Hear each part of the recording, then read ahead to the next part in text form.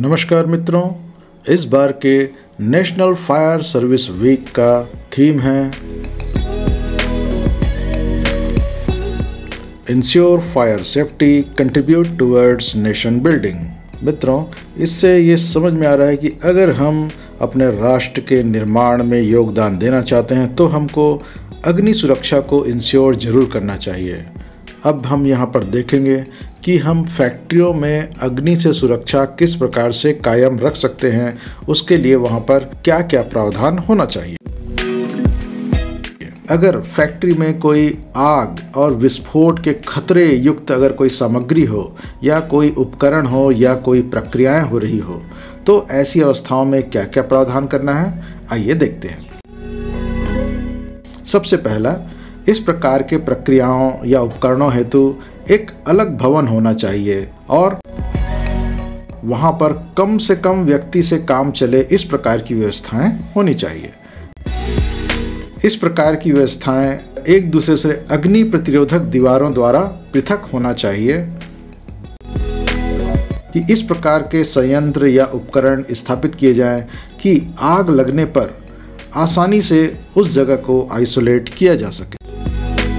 वहाँ पर flame arresting या स्वचालित अग्निशामक उपकरण या अग्निरोधी डैम्पर लगे होना चाहिए जो कि ताप संवेदी या धूम खोजी संवेदकों या सेंसर्स और वातानुकूलन संयंत्र व्यवस्था से इंटरलॉक्ड हो, यानी जैसे ही आग लगने की कोई घटना हो उसको सेंस करके स्वतः ही प्रक्रियाएं बंद हो जाए। अगला है कि अगर इस प्रकार के खतरनाक सामान जो विस्फोट या आग पैदा कर सकते हैं तो इस प्रकार के सामानों के बीच में कम से कम 90 सेंटीमीटर चौड़ी पगडंडियां होनी चाहिए और इस प्रकार के ढेर और कमरे की छत के बीच का खुला स्थान 2 मीटर से कम नहीं होना चाहिए। अब हम बात करें रास्तों की कैसी व्यवस्था होनी चाहिए, तो वहाँ पर अग्निशमन हेतु पहुँचने की व्यवस्था इस प्रकार हो कि संयंत्र और भवन का लोकेशन, मार्ग, रख रखाव करना है कि अग्निशमन के लिए आवश्यक पहुँच वहाँ पर हमेशा बनी रहे। भवन की बाहरी दीवार पर खिड़कियाँ या दरवाजे इस प्रकार होना चाहिए कि भवन के हर क्षेत्र में अग्निशमन हेतु पहुँचा जा सके। आकाशीय बिजली से इन स्थापनाओं के रक्षा करने की आवश्यकता है, जिसमें पहला है ऐसे भवन जहां ज्वलनशील या विस्फोटक पदार्थ निर्मित हो रहे हैं, उपयोग किए जा रहे हैं या भंडारित हैं। और दूसरा, ऐसे भंडारण टैंक जिसमें ज्वलनशील पदार्थ हों। तीसरा, अनाज का भंडार या अनाज के एलिवेटर्स। चौथा, ऐसे भवन या चिमनियाँ जहां ज्वलनशील गैस, फ्यूम, धूल या मिस्ट होने की संभावना है। और पांचवा है सब स्टेशन भवन, बाहरी ट्रांसफार्मर्स और स्विच यार्ड। इन सबको लाइटनिंग से बचाना बहुत आवश्यक है। ज्वलनशील या विस्फोटक पदार्थों को रखने वाले भवनों में आग की शुरुआत ना हो, इसके लिए कुछ सुरक्षा उपाय आवश्यक है। जैसे कि पहला, इस प्रकार के क्षेत्रों से सभी विद्युत उपकरण या तो दूर होंगे या इस प्रकार के होंगे और इस प्रकार से स्थापित किए जाएंगे और ऐसे उसको मेंटेन किया जाएगा कि वे इग्निशन के स्रोत न बन सकें। इलेक्ट्रोस्टैटिक चार्ज कहीं भी एक्यूमुलेट न हो पाए, इसके लिए प्रभावी उपाय किए जाएं। तीसरा, वहाँ काम करने वालों के जूतों में लोहे की कील आदि न हो जिससे कि रगड़ से चिंगारी पैदा हो जाए। चौथा, ज्वलनशील या विस्फोटक पदार्थ वाले क्षेत्रों में धूम्रपान करना, माचिस जलाना, माचिस ले जाना, लाइटर्स या धूम्रपान की वस्तुएं ले जाना, ये सब प्रतिबंधित होगा। और पांचवा है, लोहे के बोल्ट युक्त ट्रांसमिशन पट्टे या बेल्ट का उपयोग नहीं किया जाएगा। और छठवां है, अन्य संभव स्रोतों जैसे कि खुली लपटें, रगड़ से उत्पन्न चिंगारी, मशीन की ऊपरी सतह अत्यंत गर्म हो जाना और रासायनिक या भौतिक रासायनिक प्रतिक्रिया तथा रेडिएटेड हीट से इग्निशन को निवारित करने की भी सावधानी रखी जाए।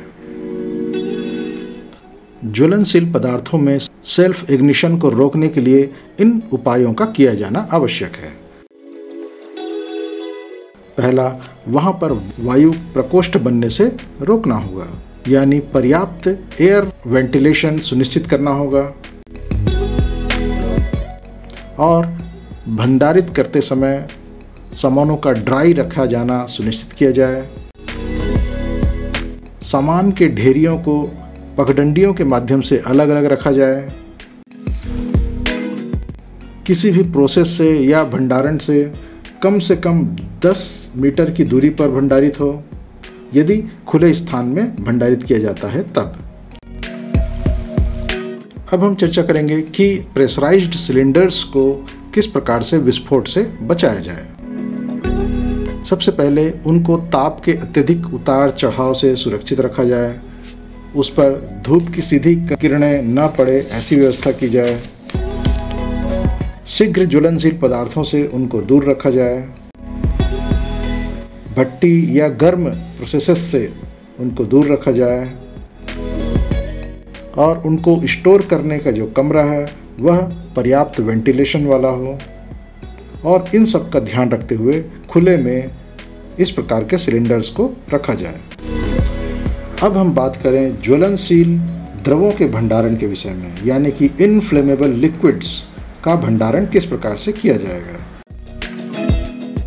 जहाँ पे भी इन पर काम चल रहा हो, कोई प्रोसेस हो रहा हो, तो उस प्रकार के कमरे में आवश्यक न्यूनतम मात्रा ही होना चाहिए।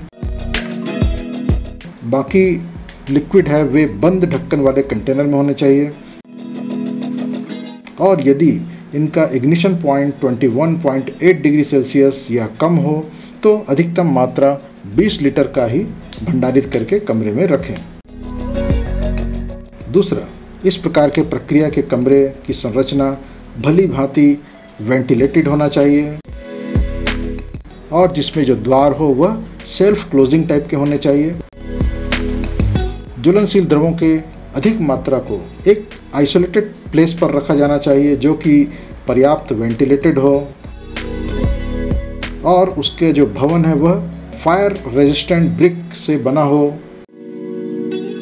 या फिर इनका स्टोरेज अंडरग्राउंड टैंक में किया जाए। और अन्य भवनों से दूरी उतनी होनी चाहिए जो कि पेट्रोलियम रूल्स 1976 के अनुसार हो। जमीन के अंदर या नालियों में रिसाव को जाने से रोकने के लिए ट्रे की व्यवस्था हो, और उसके फैलाव को रोकने के लिए भी प्रभावी कदम जैसे कि बंड वाल इत्यादि के द्वारा उठाया जाए। ज्वलनशील धूल, गैस, फ्यूम आदि इसको रोकने के लिए हवा में खतरनाक रेंज में एकत्र न हो, इसके लिए प्रभावी उपाय किए जाएं। और यदि फर्श में एकत्र हो तो एक दिन या एक पाली में एक या अधिक बार उसे साफ किया जाए, हटाया जाए। उनको ढक्कन वाले कंटेनर्स में ही रखे जाएं। तो मित्रों, इन सुरक्षा उपायों को अपना करके हम ज्वलनशील पदार्थों को और विस्फोटक पदार्थों को इस्तेमाल कर सकते हैं और अपने संयंत्र को अग्नि दुर्घटनाओं से बचा सकते हैं।